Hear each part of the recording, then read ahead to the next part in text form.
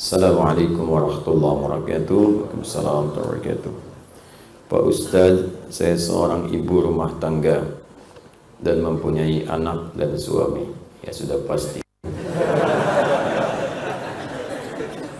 disebut ibu karena ada anak, ya. Dalam rumah tangga pasti ada suami. Demikian sebaliknya. Baik, suami saya bekerja dengan cara tidak halal dan jauh dari agama. Tadi saya terangkan tadi malam, itu sudah otomatis. Halal itu lawannya haram. Halal itu saleh, haram itu salah. Orang kalau banyak mengerjakan yang halal, banyak solehnya, salahnya akan turun.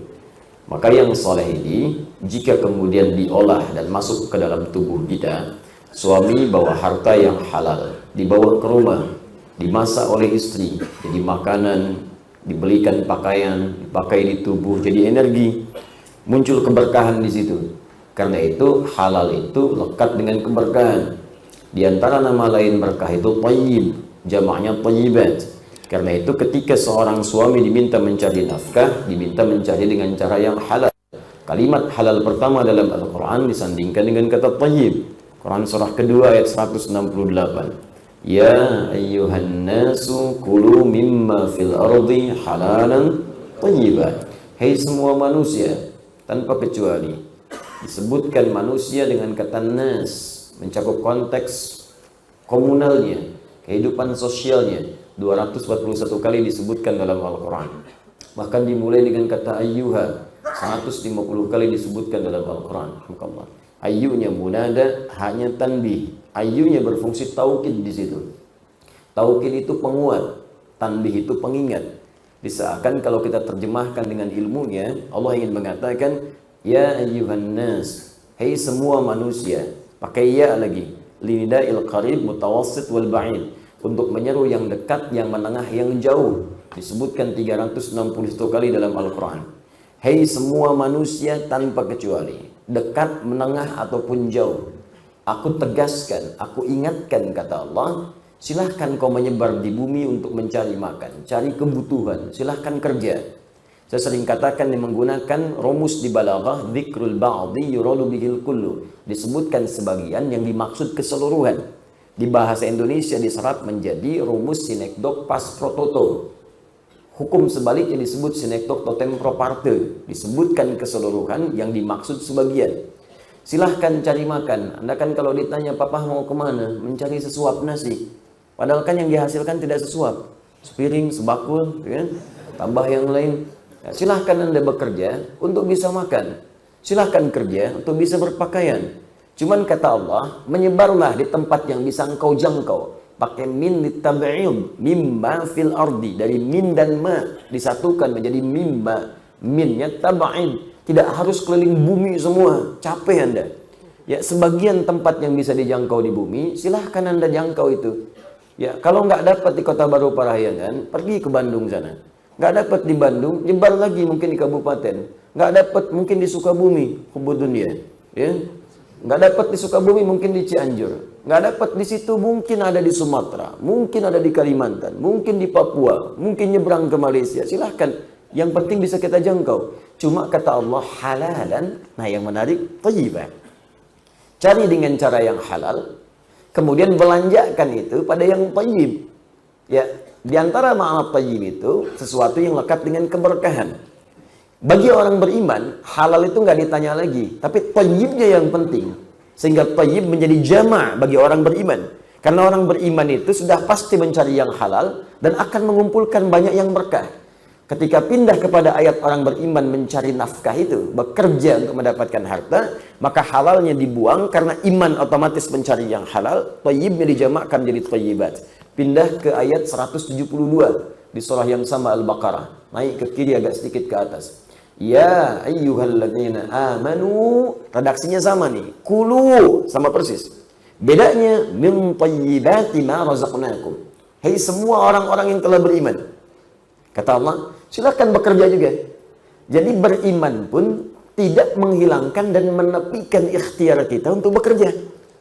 Ini bukan karena sudah beriman gak usah kerja. Ya Allah, saya kan sudah beriman, cukup tahajud, mas datang.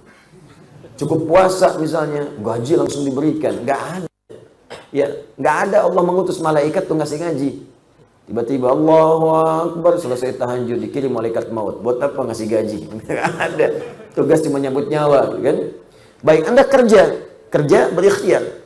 Dari situ min thayyibat. Perhatikan, halalnya tidak disebutkan, thayyibnya dijamakkan. Ini menunjukkan orang beriman itu lebih melihat pada kualitas bukan kuantitas. Ini bagi orang beriman itu nggak akan berpikir, nggak harus loba mengumpulkan harta, banyak pengen, bukan keinginan tapi kebutuhan. Apa yang dibutuhkan itu yang didapatkan, berkah yang dicari. Kalau sudah berkah maka hidup itu jadi nikmat. Apa itu berkah? Ziyadatul khair. Ziyadatul khair. Semakin tinggi iman, maka akan semakin meningkat takwa. Karena itu iman seringkali disandingkan dengan takwa. Imma takwanya di depan atau di akhir. Contoh yang takwanya di depan. Al-Baqarah ayat 2 sampai dengan 3 dan seterusnya. Dzalikal kitabu la raiba fihi hudal lil muttaqin. Siapa orang muttaqin ini? Teruskan ayat 3-nya. Alladzina yu'minuna bil ghaib. Takwa disandingkan dengan iman. Kadang-kadang iman duluan, kemudian takwa. Apa contohnya? Misal Ali Imran ayat 102. Ya ayyuhalladzina amanu taqullaha haqqa tuqatih. Ya ayyuhalladzina amanu, selalu kemudian iman, setelahnya takwa. Iman setelahnya takwa. Sekarang perhatikan, ketika imannya naik, takwanya meningkat, maka Allah merubah bentuk thayyibat menjadi barakah. Buka Quran surah ke-7 ayat 96. Walau anna ahlal qura amanu wattaqau la fatahna alaihim barakatim minas samai wal ard. Bukan thayyibat lagi, tapi barakah. Langsung nilai kebaikannya. Kata Allah, kalau hambaku mampu meningkatkan iman dan naik levelnya kepada takwa, takwanya makin meningkat, maka aku buka pintu keberkahan. Langsung, jadi gak capek lagi. Gak pergi lelah, capek, panas keringat, tidak. Dibuka pintu langit dan bumi untuk memberikan keberkahan kepadanya. Kalau berkah sudah dibuka, sudah. Semua baik muncul. Baik semua muncul. Di rumah tangga baik, sehingga cenderung tidak banyak masalah. Nafsu tertekan, sehingga kebutuhan yang dibutuhkan, bukan keinginan yang ingin diraih. Kalau sudah seperti itu, hidup nikmat. Karena nggak ada tuntutan berlebihan untuk bisa mencukupkan kehidupan dunia dengan cara yang tidak wajar. Karena itu takwa selalu bersanding dengan solusi. Perhatikan kalimatnya. Ketika takwa naik, persoalan selesai. Rizki datang, bahkan dari sisi yang tidak diduga. Quran surah ke-65 ayat 2-3. Wa may yattaqillaha yaj'al lahu makhraja wa yarzuqhu min haitsu la yahtasib. Ya, siapa yang mampu meningkatkan takwa kepada Allah, maka Allah akan mudahkan setiap persoalan yang ia alami, diberikan jalan keluar, solusi. Bukan nggak punya masalah, tapi masalah itu saat akan dihadapi diringankan oleh Allah. Rumah tangga itu persoalan ada. Tapi bagi orang-orang yang takwanya tinggi, kadang-kadang masalah berat pun selesai dengan senyuman. Karena sebelum dialami, Allah ringankan itu. Ya, ada orang sudah gelarnya tinggi, harta banyak, kedudukan juga luar biasa, tapi nggak pernah tuntas persoalannya. Itu poinnya.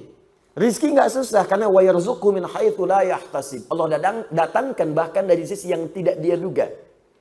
Dan karena tuntutannya tidak banyak, karena kebutuhan bukan keinginan, akhirnya apa yang dibutuhkan itu yang dikonsumsi. Haus itu butuh minum. Minum itu yang penting halal dan berkah. Jadi nggak banyak keinginan. Ada air bening, alhamdulillah. Ada teh manis, alhamdulillah. Teh pahit, tidak masalah. Tapi kalau keinginan banyak, untuk menghilangkan haus saja butuh misalnya buah naga di jus. Subuh-subuh nyarinya susah. Jalan ke Sukajadi, kan? Belum buka ditungguin. Sampai siang belum buka juga. Sampai sore belum buka juga. Ternyata orangnya sedang pergi ke Jakarta. Ya. Capek tuntutannya. Nah, itu yang dimaksudkan di ayat-ayat yang lain. Bahkan nanti takwa lekat dengan banyak kebaikan. Pengen bahagia, takwa. Al-Baqarah di akhir ayat 189. Wattaqullaha la'allakum tuflihun. Jadi turunannya banyak. Sebaliknya, orang yang menjauh dari yang halal, maka otomatis yang haramnya itu akan naik. Kalau yang haram naik, salahnya yang muncul. Tadi, halal naik, soleh muncul, salah tenggelam. Sebaliknya, haram yang naik, halal tenggelam, salahnya banyak muncul.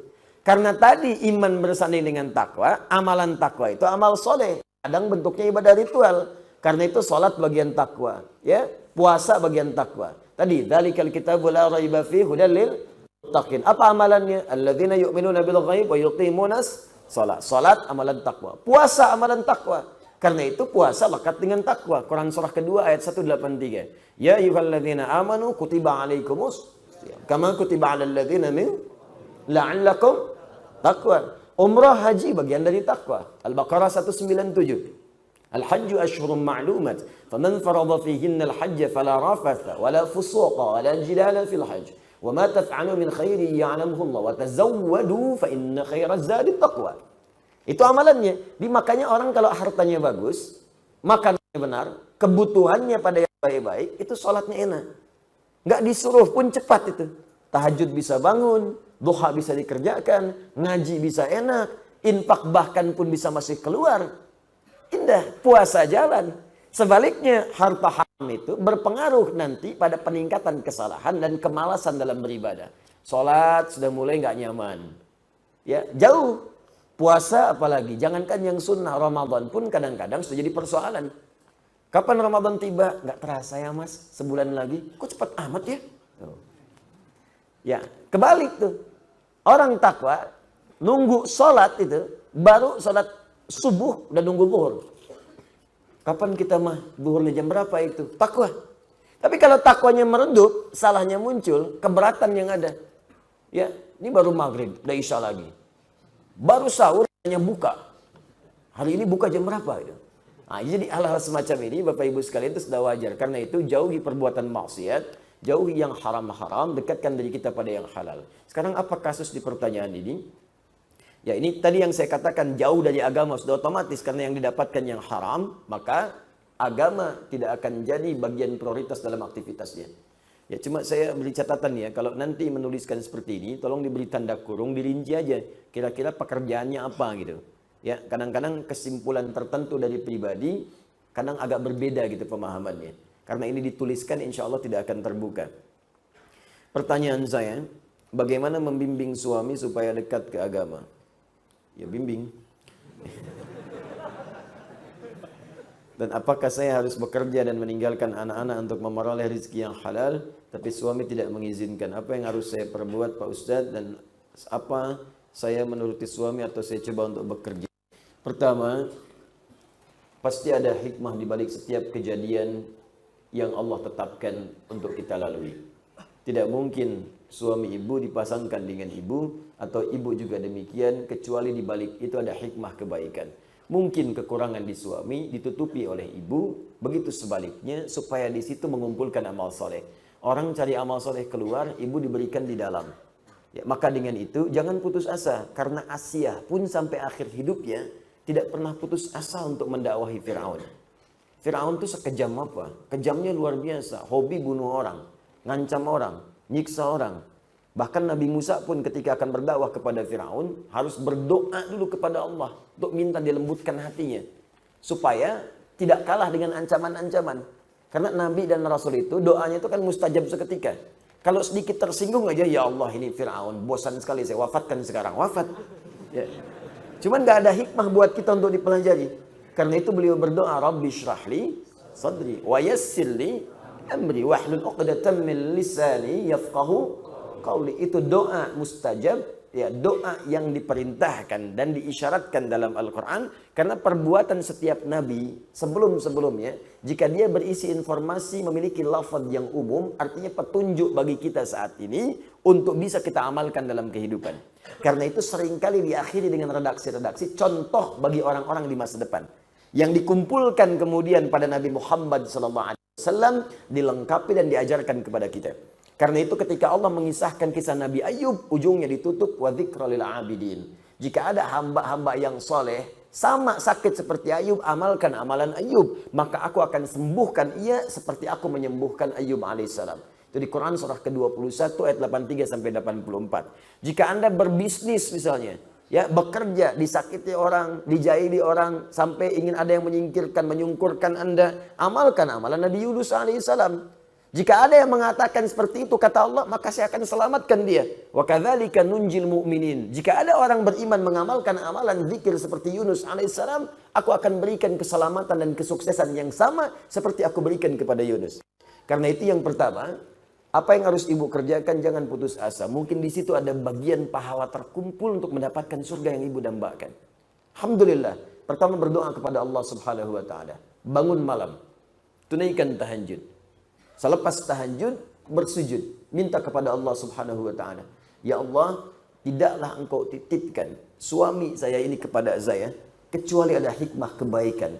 Alhamdulillah Engkau titipkan kepadaku bukan pada perempuan-perempuan lain. Ya Allah, lapangkan jiwaku supaya tidak menjadikan apapun yang terjadi padanya sebagai beban kepadaku, tapi bagian dari nilai-nilai ibadah kepadamu untuk mendapatkan bekal pahala sebelum pulang kepadamu. Ya Allah, lapangkan jiwaku sehingga ketika menerima kalimat-kalimat yang tidak berkenan, bisa lapang semua hati ini dan bisa diobati dengan kalimat-kalimat yang baik. Berdoa yang baik. Ini bagian yang pertama. Boleh Anda bacakan, Rabbi syrahli sadri wa yassirli amri wahlul 'uqdatan bil lisani yafqahu qawli. Ya Allah, dengan rahmat-Mu yang menyayangi setiap hamba-Mu, dengan petunjuk-Mu yang Kau janjikan memberikan kebahagiaan setiap hamba-Mu, maka aku memohon kepadamu ya Allah yang tidak pernah menyalahi janjinya. Ya Allah, mohon berikan petunjuk kepada suami saya. Ya Allah, mohon lembutkan suami saya. Ya Allah, Engkau yang dengan rahmat-Mu melebihi murka-Mu, Engkau yang menginginkan hamba-Mu mendapatkan surga-Mu, kami mohon ya Allah, jangan biarkan keluarga kami terjerembab pada hal-hal yang Engkau haramkan. Minta kepada Allah, doa dulu. Doa. Malam minta. Ya, setelah itu apa yang terjadi? Kemudian duduk pelan-pelan. Sampaikan dengan cara-cara yang baik. Ya, tegaskan kepadanya pelan-pelan. Pak, apa yang dihasilkan seperti ini, toh pada akhirnya semua kita akan kembali kepada Allah Subhanahu wa taala. Ada saatnya kita akan pulang. Apa bekal yang kira-kira kita akan bawa?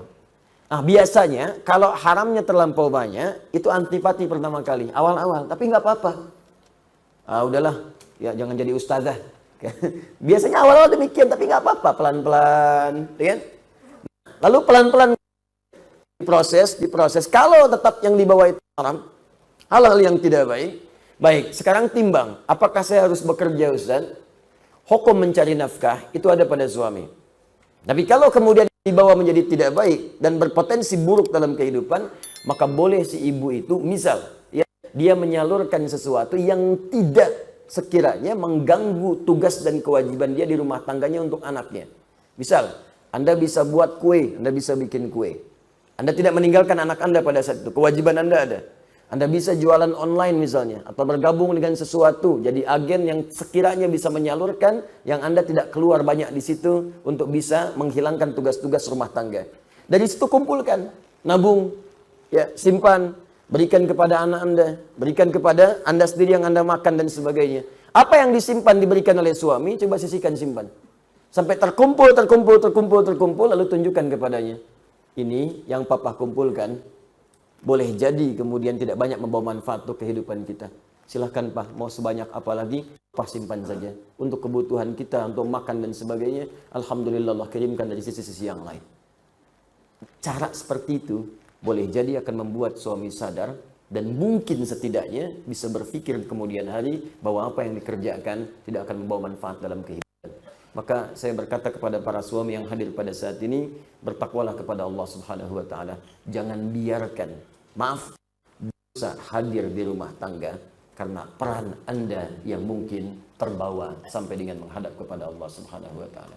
Allah taala a'lam bis-shawab.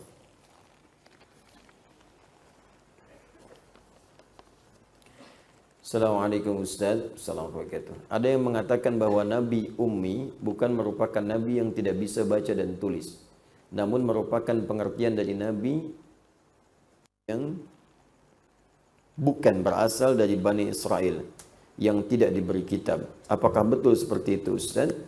Atau apakah Ummi betul memiliki arti tidak bisa baca dan tulis atau tulisan? Jazakallahu khair. Semoga Allah muliakan Anda dan muliakan keluarga Anda. Pertanyaan seperti ini sudah banyak lama hadir. Ini warisan dari hal-hal syubhat-syubhat keraguan yang diresapkan oleh para orientalis di masa lalu. Ya. Pertanyaan ini, teman-teman sekalian, tidak pernah hadir bahkan dari musuh-musuh Islam sekalipun yang membenci Nabi SAW di awal masa kenabian. Dan mereka sepakat Muhammad SAW itu ummi. Muhammad gak bisa baca SAW. Muhammad gak bisa tulis. Ya, dan pengertian ummi di kalangan orang Arab pada saat itu, apalagi di konteks tempat Nabi tinggal, sepakat semua orang nggak bisa baca, nggak bisa tulis. Apa hikmahnya? Bukan berarti bodoh.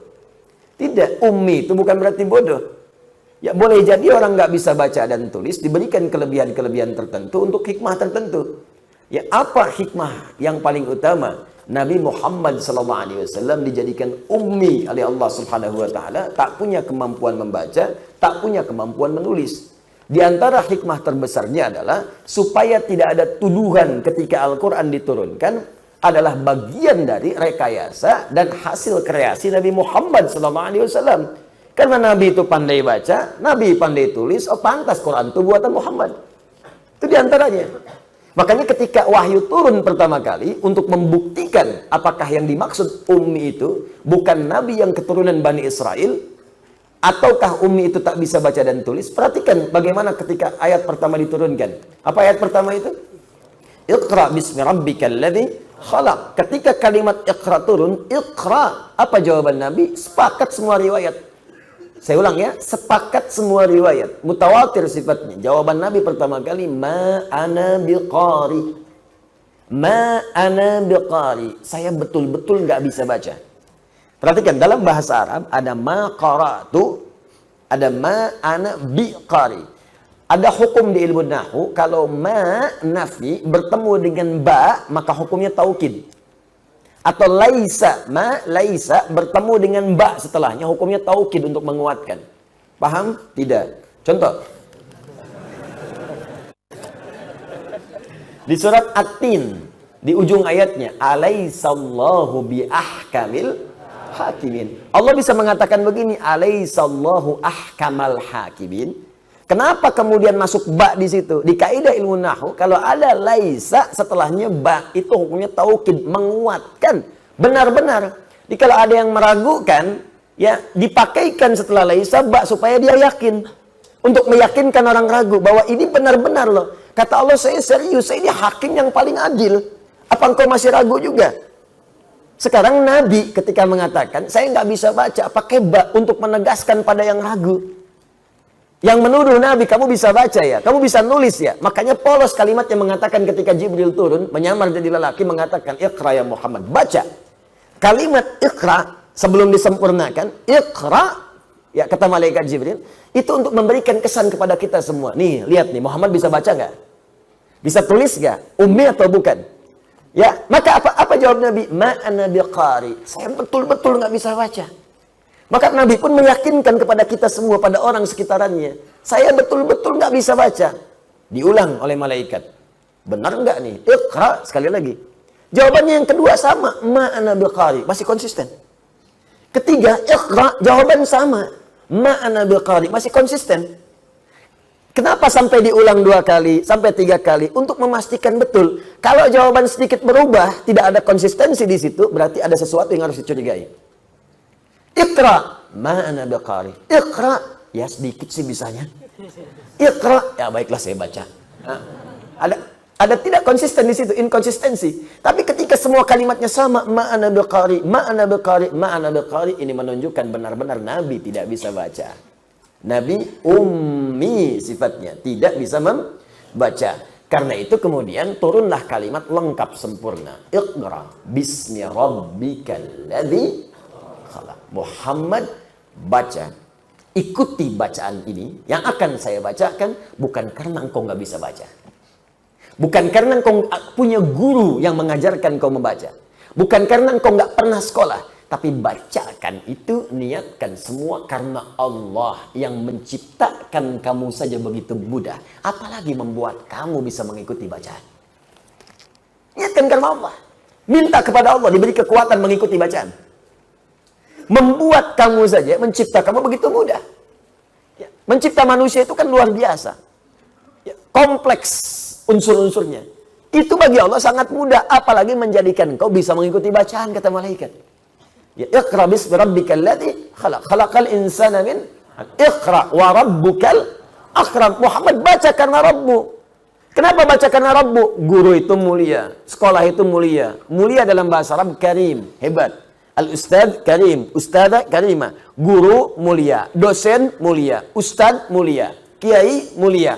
Allah lebih mulia. Jadi kalau yang mulia saja bisa mengajar, apalagi Allah yang lebih mulia, gampang menanamkan engkau pada dirimu untuk bisa mengikuti bacaan. Niatkan semua karena Allah. Ini ayat mengajarkan pada kita, kalau Anda sedang belajar, anak Anda sedang belajar, dalam mengikuti kesulitan tertentu dalam pelajaran, maka kembalikan kepada Allah, minta. Ya, minta. Makanya sebelum anak-anak belajar tuh ibunya berdoa, bapaknya berdoa. Ya, anaknya berdoa. Ibnu Abbas sebelum belajar dibelai oleh Nabi, diberikan doa. Allahumma faqihhu fid din wa 'allimhu ta'wil. Maka semua pelajaran yang dipelajari Ibnu Abbas jadi ringan untuk dipelajari. Saya berikan satu rahasia. Ini di antara kita saja. Saya tambah satu lagi, 2 rahasia. Lihat sini tulisannya. Bismillah. Iqra.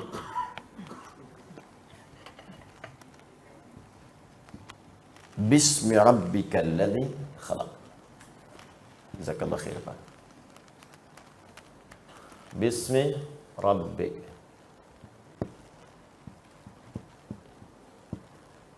Kalladzi khalaq. Perhatikan sini. Fokus. Ini ada kalimat bismi. Iqra, bacalah. Bismi rabbikal ladzi khalaq. Niatkan semua itu karena Allah yang telah menciptakanmu. Maka Allah akan mudahkan semuanya. Sekarang perhatikan baik-baik. Saya bandingkan dengan kalimat bismillah. Bismillahirrahmanirrahim.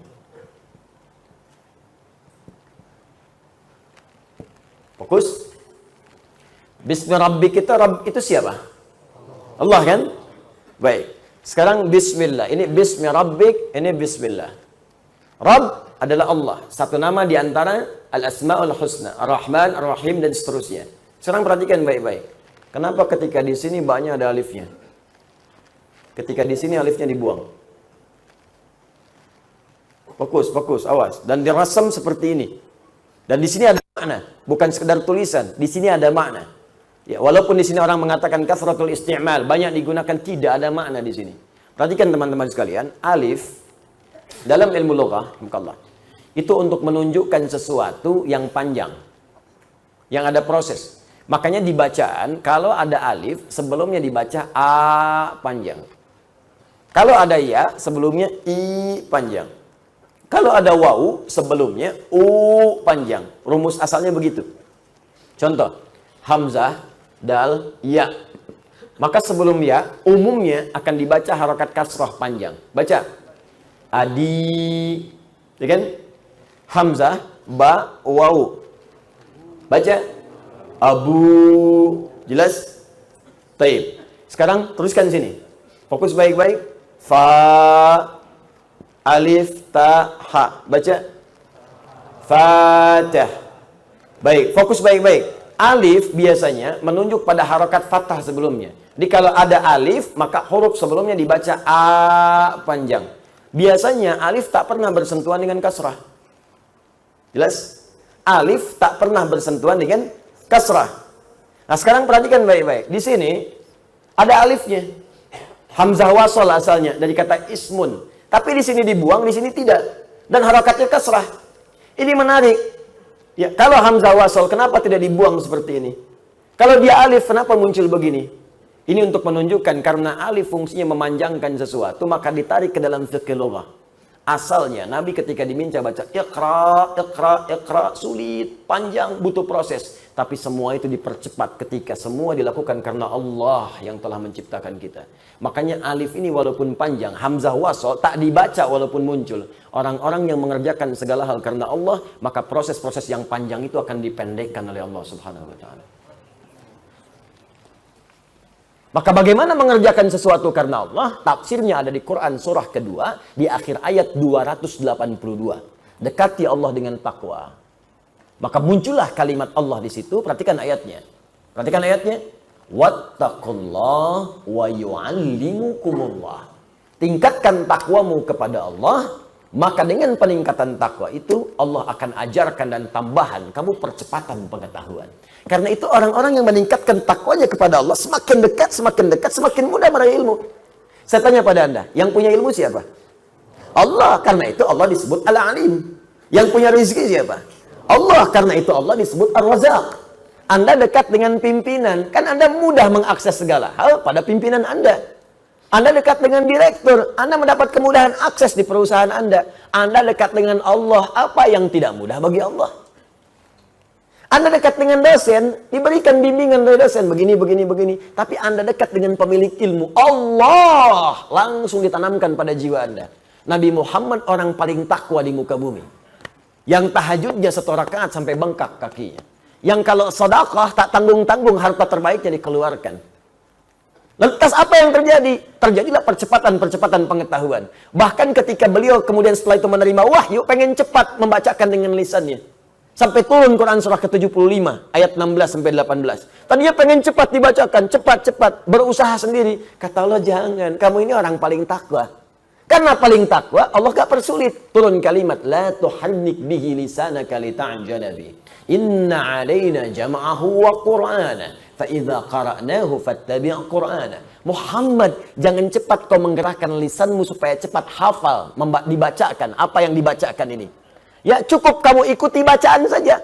Ketika kamu ikuti bacaannya, aku tanamkan kemudian Al-Quran itu dalam jiwamu. Jadi baru dengar sekali, langsung hafal. Karena Allah yang menanamkan bacaan itu dalam jiwa.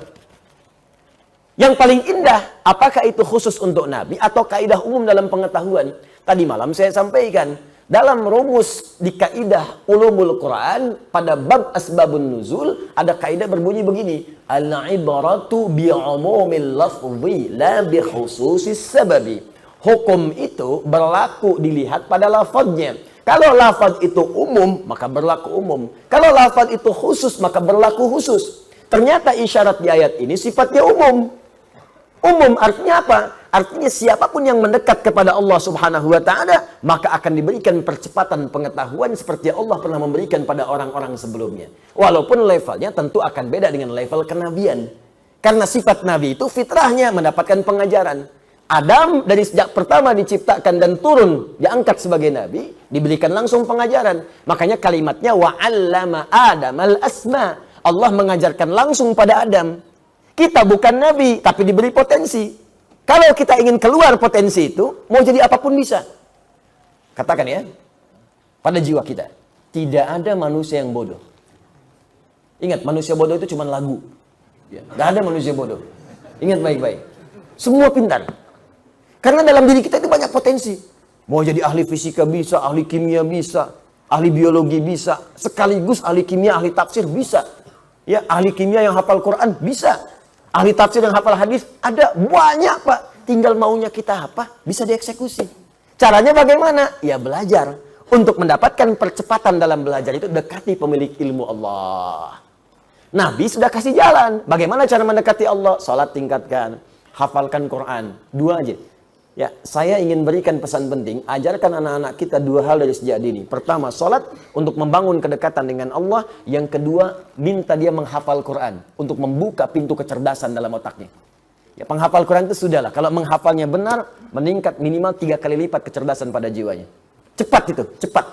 Ya, itu sudah di riset dari luar sudah ada. Riset terakhir menunjukkan bahwa kenapa penghafal Quran yang benar banyak yang pintar, karena Quran sendiri setidaknya punya 52.000 kosakata. Orang yang terlatih menghafal kosakata, maka semakin ringan dan encer otaknya untuk mendapatkan informasi yang lain. Gampang. Makanya orang-orang dulu pinternya nggak nanggung. Minimal 3 bidang ilmu. Sekarang cuma 1. Silahkan cek, Pak. Ahli kimia, biologi, fisika, bahkan dokter itu hafal Quran. Anda buka kitab, namanya Bidayatul Mujtahid, fi Nihayatil Muqtasid. Disingkat Bidayatul Mujtahid, karangan Ibnu Rushd. Itu kitab tentang fikih muqarin, perbandingan pendapat-pendapat fikih. Apa hukumnya begini, menurut ulama ini begini, dibandingkan di situ. Anda tahu siapa yang nulis? Dokter bedah. Dokter nulis kitab fikih. Kan sangat menarik, Pak. Kenapa? Hafal Quran. Ya dulu orang seperti itu. Ngapalin Quran, jadi ahli matematika, jadi ahli ini, ahli itu dan sebagainya. Jadi banyak orang meriset ayat Al-Quran ketika dia menghafal bahkan. Nah, cuma kembali kepada awal tadi, bahwa Nabi disepakati dengan sejarah yang benar berdasar dalil-dalil yang valid bahwa beliau itu ummi. Jadi kalau ada yang mengatakan ummi itu bukan itu, ummi itu sebetulnya bukan dari kalangan Bani Israel. Itu adalah racun pengantar untuk membuat kita ragu pada Al-Quran. Tidak akan selesai sampai di situ. Nanti ada kalimat setelahnya. Oh, ternyata Muhammad bisa nulis. Muhammad bisa baca. Maka muncullah kemudian itu Quran produk Muhammad. Karena produk butuh penyesuaian. Al-Quran produk sejarah. Karena produk sejarah mungkin berlaku pada hukum di masa lalu, tidak berlaku sekarang. Pernah dengar kalimat itu? Itulah kalimat-kalimat turunannya. Ya. Nanti kalau satu masa ingin belajar, nanti saya ajarkan. Saya belajar khatam setahun itu tentang Orientalism. Ya, setahun dengan tokoh-tokohnya dan sebagainya. Dan saat belajar, kemudian tokohnya masih hidup, itu biasanya kampus langsung mengundang tokohnya supaya langsung dilihatkan. Di pelajaran kita kemarin, pekan lalu, nih orang yang bicara nih. Gitu. Dan ternyata biasa-biasa aja, nggak pinter-pinter amat. Ya, pinteran si amat daripada dia. Ya. Benar, nggak pinter-pinter amat. Karena kenapa? Mereka kerjanya kerja kolektif. Kerja kolektif, kumpul bareng-bareng, ngeriset. Oh, ini di Quran ada gini, bagaimana cara membuat orang Islam ragu? Bikin bareng-bareng. Nah, kita kurang kerja kelompok itu masing-masing. Ya, bahkan mengelompok sendiri-sendiri. Pengajian aja kadang-kadang beda-beda. Setelah itu ribut sendiri. Ini nyalahkan ini, itu nyalahkan itu. Ya gimana kita bisa mengatasi persoalan yang kompleks kalau mengatasi diri sendiri aja belum mampu. Anda pengen nikahi putih orang lain, ngatur diri sendiri aja nggak bisa. Ya, Anda sekarang pengen bersatu, sementara diri sendiri merasa selalu benar. Ya, bagaimana kemudian kita bisa mewujudkan hal yang kita impikan? Gitu. Jadi biasakan sekarang, coba riset. Nanti bulan depan saya coba akan adakan kebiasaan untuk meriset itu. Ada masalah apa? Selesaikan. Apa nih yang sering disoal oleh orientalis? Ya, misal nih. Oh, saya tidak bisa mengakui hadis Nabi karena baru muncul 200 tahun setelah Nabinya wafat. Misal gitu kan? Misal. Nah, itu pernyataan bodoh yang keluar dari orang yang paling bodoh, ya. Ya, gampang. Menjawabnya gampang. Kalau ada orang berkata begitu, katakan, saya pun tidak mengakui Anda sebagai manusia. Karena Anda baru muncul jutaan tahun setelah Nabi Adam wafat. Siapa Anda? Udah katakan, saya kan punya nasab. Ada bapak saya, ada ibu saya, kakek saya, nenek saya, sampai terhubung ke Nabi Adam. Hadis pun punya nasab, disebut dengan sanad. Makanya ada silsilah. Anda mendapat hadis, baca dari kitabnya Al-Bukhari. Khairukum man ta'alamal Qur'ana wa 'allama. Imam Al-Bukhari nggak ujuk-ujuk langsung ada hadis karena nggak pernah ketemu Nabi. Maka diterima dari Hajjaj bin Minhal. Hajjaj bin Minhal menerima dari Syu'bah. Syu'bah menerima dari Alqamah bin Marthad. Alqamah bin Marthad menerima dari Sa'ad bin Ubaidah. Sa'ad bin Ubaidah menerima dari Utsman bin Affan dan Ali bin Abi Thalib. Keduanya menerima dari Rasulullah SAW. Semasa itu namanya sanad, Joni.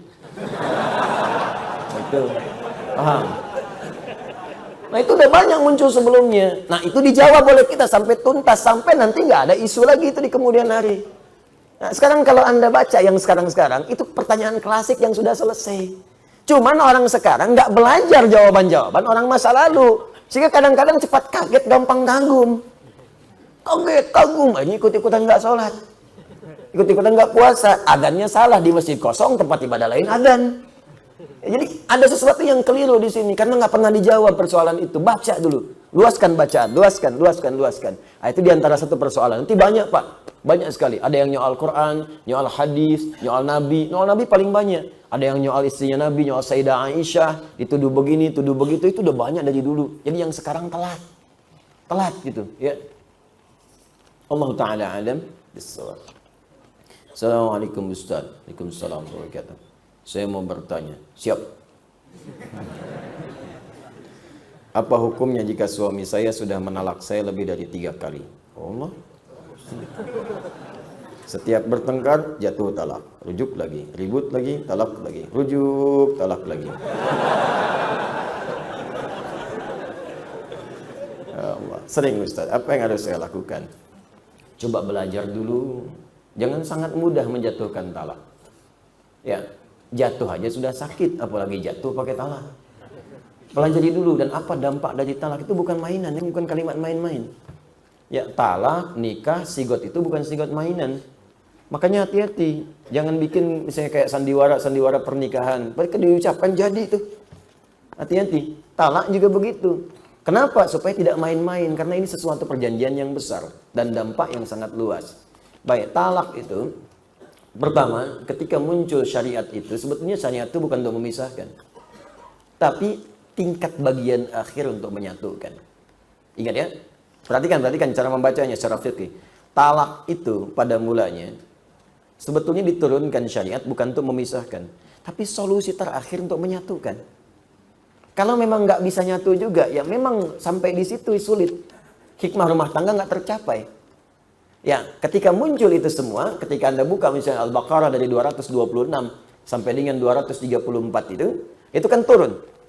Ya, syariat-syariatnya turun. Bagian pertama disebut dengan raj'i. Tapi sebelum masuk ke raj'i, ada di situ tahapan-tahapan. Dibuka di Quran surah keempat dari ayat 34 sampai 35. Tahap komunikasi, fa'idhuhunna. Tahap saling berpisah dulu tempat tidur supaya berpikir. Setelah itu kalau masih sulit diselesaikan berdua, cari pihak ketiga. Baik itu hakim yang adil, ustadz, ataupun kerabat terdekat. Ayat 35-nya. Wa in khiftum shiqaqa bainihima fab'athu hakaman min ahlihi wa hakaman min ahliha. In yurida islaha yuwaffiqillahu bainahuma. Kalau keduanya punya niat untuk memperbaiki, Allah akan bimbing. Cuma kalau satu berniat, satu tidak, itu yang susah. Makanya merenung dulu, berumah tangga itu buat apa? Rumah tangga itu bukan bikin rumah pakai tangga. Ya. Rumah tangga itu merajut sesuatu yang sangat penting di kemudian hari. Ada kebersamaan, ada pengertian, ada toleransi. Sekarang pikirkan lagi. Ya, apa begitu mudah ketika Anda akan menikah itu? Sekarang gampang saja mengeluarkan kalimat itu. Kembali dulu, pikirkan dulu. Apa tujuan masing-masing, visinya bagaimana. Kalau belum ketemu, undang perwakilan keluarga. Undang orang soleh untuk memberikan pandangan. Kalau nggak ketemu juga di situ kemudian, Allah kasih pelajaran yang paling akhir. Apa itu? Muncullah tolak di situ. Tolak pertama pun disebut raj'i. Apa itu raj'i? Dari kata rujuk. Apa itu rujuk? Balik lagi. Diharapkan dengan pelajaran terakhir ini bisa memperbaiki diri sehingga balik kembali. Asalnya begitu. Di motivasi awal turun talak itu solusi paling akhir supaya balik. Makanya diberi kesempatan 3 kali suci. Talak dalam keadaan suci, dia head kembali, mikir lagi. Antara suci ke head kan masanya cukup panjang. Kemudian suci lagi sampai 3 kali. Kalau 3 kali suci nggak ada respon juga, tetap ingin berpisah, ya memang nggak niat berumah tangga kemudian hari. Gitu. Makanya daripada sakinahnya hilang, dipaksakan tapi sakinah nggak ada. Kan rumah tangga itu mendapatkan sakinah. Jadi kalau orang berumah tangga sakinahnya nggak ada yang hilang di rumah tangganya. Mawaddah sudah nggak ada, rahmah sudah nggak muncul, kasar itu muncul. Kan hilangnya rahmat itu kasar. Rahmat itu kasih sayang. Kasih dan sayang tidak ada, kasar itu muncul. Mawaddah hilang, perhatian materi, fisik. Sudah nggak perhatian, negor juga nggak ada. Tinggal seatap tapi kayak musuh, negor enggak. Ya, ngobrol juga enggak, cemberut iya. Apa yang didapatkan di situ? Ketenangan nggak muncul. Maka dari itu turun kemudian syariat. Coba pikirkan dulu, keluar dulu semua. 3 kali suci. Kalau nggak ada, ya sudah, pilih kemudian pilihan masing-masing. Itu pun dengan cara yang ma'ruf. Kata Allah, jangan sampai berpisah pun musuhan kemudian. Seakan-akan nggak kenal. Tetap bangun silaturahim dengan cara yang baik. Dan seterusnya. Nah, karena itu tidak diperkenankan bagi seseorang asal mengucapkan kalimat tolak. Semarah-marahnya pun sekali kemudian tolak itu keluar, walaupun keluarnya dengan kalimat saya talak kamu 3 kali, saya talak kamu 1000 kali, saya talak kamu setinggi puncak Everest. Bisa tetap saja keluar satu. Mikir dulu. Nah, tapi kalau setelah itu keluar lagi dengan cara yang paling mudah, maka di sini ulama bijak menyampaikan kapan kalimat itu keluar. Apakah setiap 3 kali suci, kan? Atau kemudian talak, tapi malamnya minta lagi gitu, ketemu lagi, otomatis rujuk. Jadi kalau ada talak pertama, kemudian di situ kemudian berhubungan suami istri, ada kerinduan sampai berhubungan, itu otomatis rujuk pada saat itu. Tapi hati-hati kalau keluar lagi talak, masuk talak kedua. Hubungan lagi, nah itu kemudian rujuk. Tapi kalau sudah keluar yang ketiga kalinya, itu tidak bisa kecuali dipisahkan dulu, masing-masing pasangan menikah dengan yang lainnya. Kalau sadar hukum. Tapi kalau tak sadar hukum, maka dua-duanya mesti konsultasi, bertobat kepada Allah. Kalimat sebelumnya ma'fu anhu, tapi setelahnya jadi pertimbangan yang sangat ketat. Jangan coba-coba keluar lagi, karena akan berdampak resiko hukum yang sangat fatal di dalamnya. Jelas ya? At-talaqu marratani fa imsakum bima'ruf atau tasrihum bi ihsan. Talak yang diperkenankan rujuk itu cuma 2 kali. Setelah itu, imma Anda jaga rumah tangga dengan baik, atau hati-hati kalau keluar lagi, maka hukumnya dipisahkan nanti dan tidak bisa menyatu sebelum satu pasangan kedua-duanya menikah dulu dengan yang lain. Gak bisa langsung nyambung lagi. Yang si perempuan mesti nikah dengan laki-laki lain, laki-laki nikah dengan perempuan lain. Kalau keduanya nanti berpisah dan gak bisa skenario. Aku pengen balik lagi, aku juga. Ya udah kamu nikah lu sama orang, aku nikah sama orang lagi, terus kita sama-sama cerai ya. Gak bisa. Ya, gak bisa, itu bukan akal-akalan. Ya, Allah Ta'ala alam bisawab. Ya, jadi tadi caranya tobat ya. Tobat dengan cara yang baik, kumpul, ingat-ingat rumah tangga, dan jangan sekali lagi diucapkan. Jangan sembarangan. Ya. Arahkan pada yang lain dulu. Kalau kira-kira marah, mudah keluar kata-kata itu, arahkan pada yang lain. kamu ini aku tak tabrak kamu. Nah, talaknya diganti gitu kan.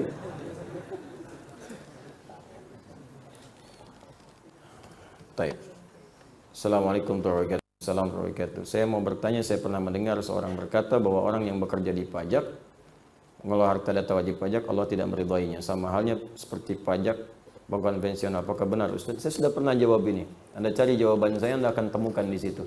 Ya, ada aspek-aspek yang di situ dibenarkan oleh syariat, ada yang tidak dibenarkan oleh syariat.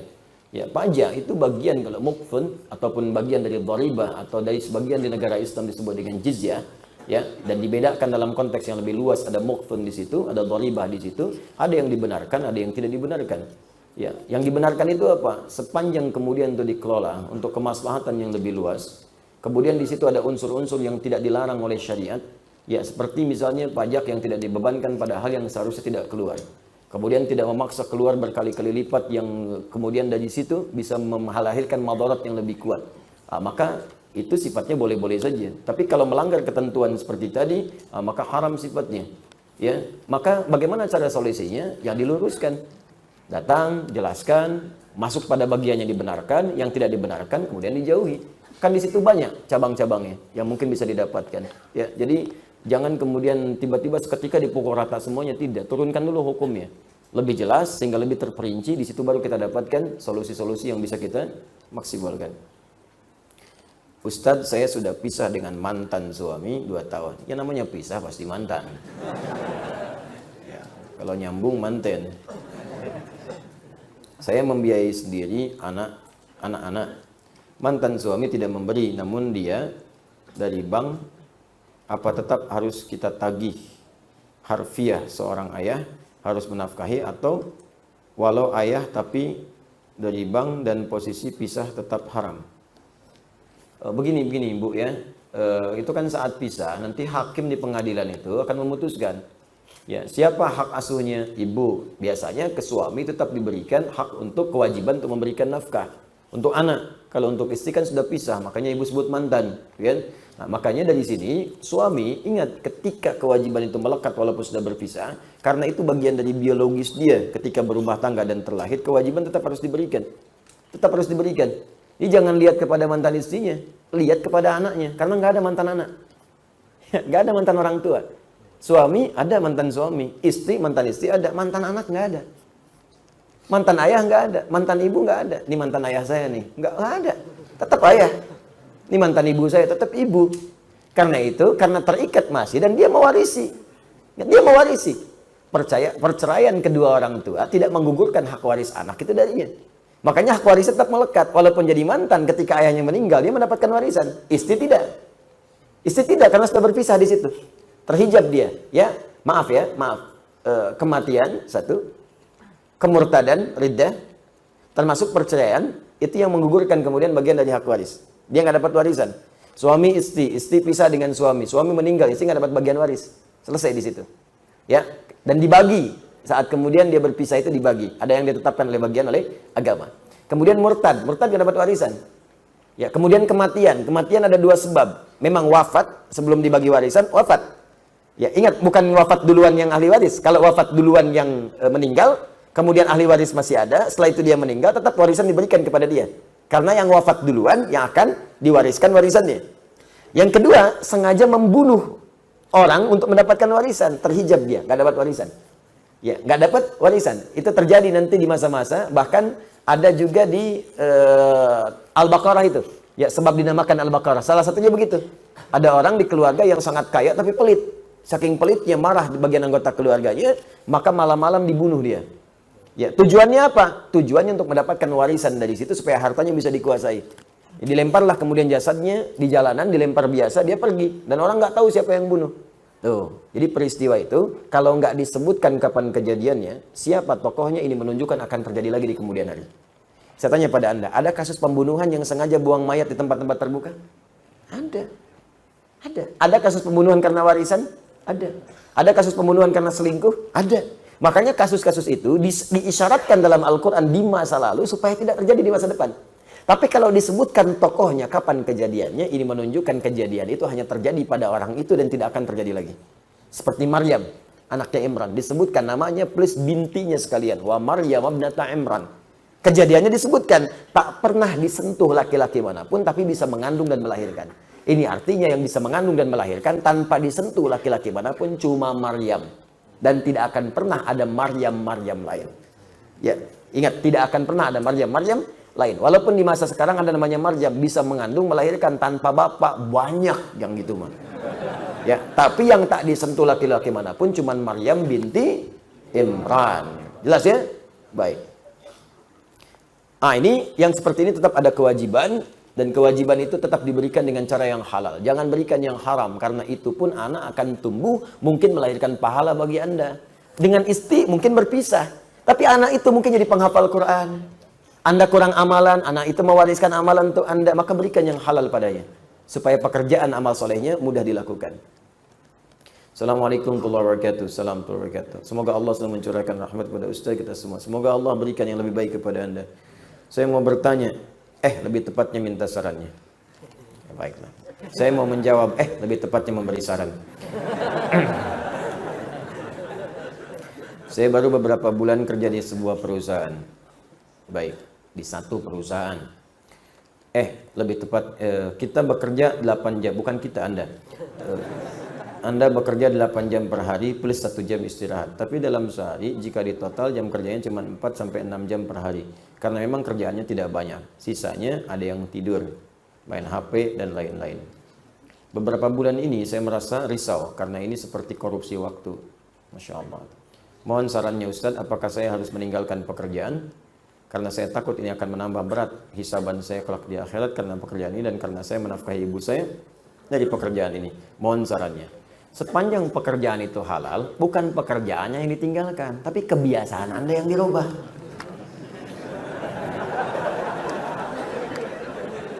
Karena belum tentu mendapatkan pekerjaan yang seperti itu juga. Ya, kerja yang diwajibkan 8 jam, beban kerjanya baru 6 jam, 4-6 jam, sisanya pakai apa? Pakai untuk merumuskan, menyempurnakan pekerjaan itu lagi. Bikin ide-ide cemerlang yang bisa diusulkan pada perusahaan.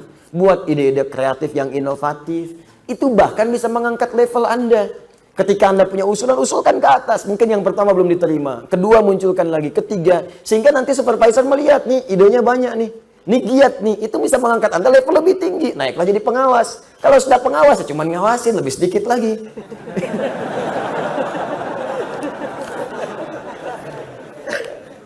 Bisa jadi pakai apa? Ya pakai untuk ibadah di situ, baca Quran. Setelah itu minta berdoa, ya Allah berkahi pekerjaan saya. Berikan rahmat kepada perusahaan saya. Ya Allah bimbing kami supaya bekerja jalan yang halal. Gunakan untuk ibadah sisanya.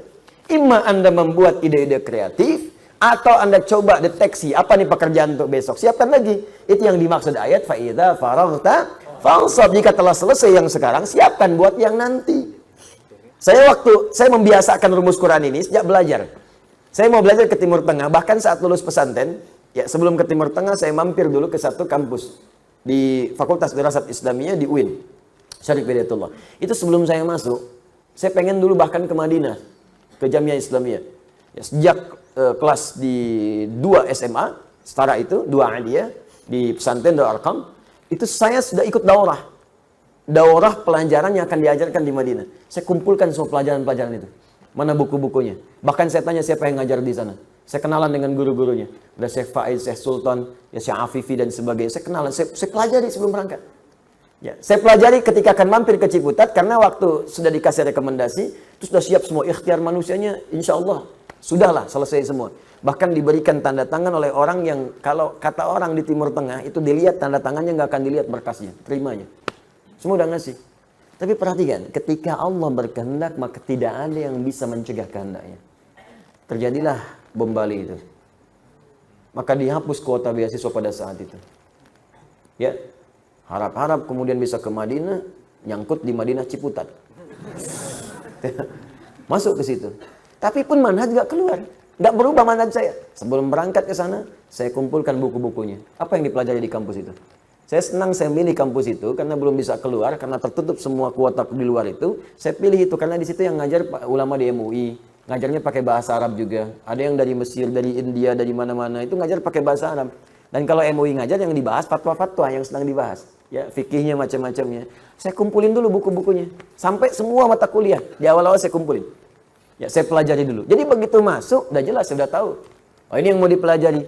Kalau sudah tahu apa yang dipelajari, sampai poin-poin ujian pun soal-soal saya kerjakan sebelum masuk. Saya udah paham, oh ini gurunya ini, kebiasaannya ini senang begini, ini senang begini, ini senang jawaban begini. Jadi kalau ada guru yang senang jawaban pendek, gak usah panjang-panjang. Panjang-panjang malah 0 nilainya. Senang pendek ya pendek, panjang ya panjang. Ya itu, kalau sudah seperti itu selesai. Apa yang saya kerjakan? Saya bisa isi waktu saya, pergi ke perpustakaan, bikin catatan, baca lagi, kembangkan lagi, nulis lagi. Kadang saya nulis sendiri, bikin soal sendiri, kerjain sendiri. Demikian, akhirnya itu yang kita isi, dan selesai. Manfaatnya terasa. Ya, begitu kemudian datang di pertengahan, datang undangan ke Libya, saya berangkat kemudian ke sana secara singkat, sama persis saya pelajari juga. Dan hemat waktu saya banyak, akhirnya saya bisa ke perpustakaan, saya petakan di perpustakaan, bisa menulis, bisa macam-macam, kumpulkan. Dan ternyata Allah sangat indah memberikan takdirnya. Ya, harap-harap ke satu tempat, Allah tempatkan ke tempat lain dulu untuk belajar ke tempat-tempat lain yang lebih luas. Dari Libya kalau libur bisa ke Mesir, talaki ke Syekh Azhar langsung belajar ke beliau, ke Tunis juga berangkat, sempat juga ke Saudi juga, masuk ke Ummul Qura juga, lihat juga sekitarannya. Jadi hampir semua tempat dengan skala madzhab itu saya belajar. Akhirnya harap-harap dapat satu, diberikan lebih daripada itu. Balik lagi. Maka fa'idha faraghta fansab wa ila rabbika farghab. Jadi bukan ditinggalkan pekerjaannya, tapi dirubah kebiasaannya. Masih ada waktu? Kita sampai 6/4 ya. Setelah itu kita gunakan salat syuruk dan saya mohon izin akan langsung kembali. Assalamualaikum. Waalaikumsalam warahmatullahi wabarakatuh. Ustaz, maaf, saya maafkan. Saya dan istri ingin sekali pergi naik haji. Sama, kita semua ingin pergi naik haji. InsyaAllah dimudahkan oleh Allah Subhanahu wa Ta'ala. Saya sudah mendaftar haji tahun 2012. Alhamdulillah tahun 2020 ini saya dan istri mendapat panggilan untuk keberangkatan. Alhamdulillah, semoga Allah mudahkan. Tetapi kami tidak memiliki uang untuk menebus kartu porsi di bank. Ini masalahnya. Dana talangan sebesar 46 juta untuk kami berdua. Pertanyaannya, bolehkah atau halalkah bila kami meminta sumbangan ke sana kemari untuk membayar keberangkatan haji kami? Terima kasih atas penjelasannya. Quran surah ketiga Ali Imran ayat 96 sampai 97. Inna awwala baitin wudi'a lin-nasi alladhi bi Bakkah mubarakan wa hudan lil 'alamin fihi ayatun bayyinatun maqamu Ibrahim faman dakhalahu kana amina walillahi 'alan nasi hajjul baiti man istata'a ilaihi sabila. Allah sudah menyampaikan walillahi 'alan nasi hajjul baiti. Semua manusia itu punya satu hal yang diwajibkan oleh Allah untuk bisa menunaikan ibadah haji. Siapa mereka? Man istata'a ilaihi sabila. Siapa yang sudah berusaha menyiapkan kemampuan supaya bisa berangkat. Istita'ah asalnya bukan mampu. Ingat. Mampu qadirun. Istita'ah dari kata ta'at asalnya. Ditambah ista di depannya. Ta'at bagian kedekatan dengan Allah. Amal saleh. Istata'a berusaha untuk taat, asalnya begitu.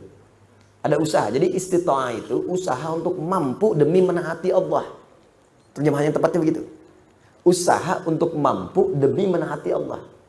Jadi sebetulnya setiap kita itu diminta oleh Allah berusaha supaya mampu haji. Jangan mengukur, saya nggak punya nih.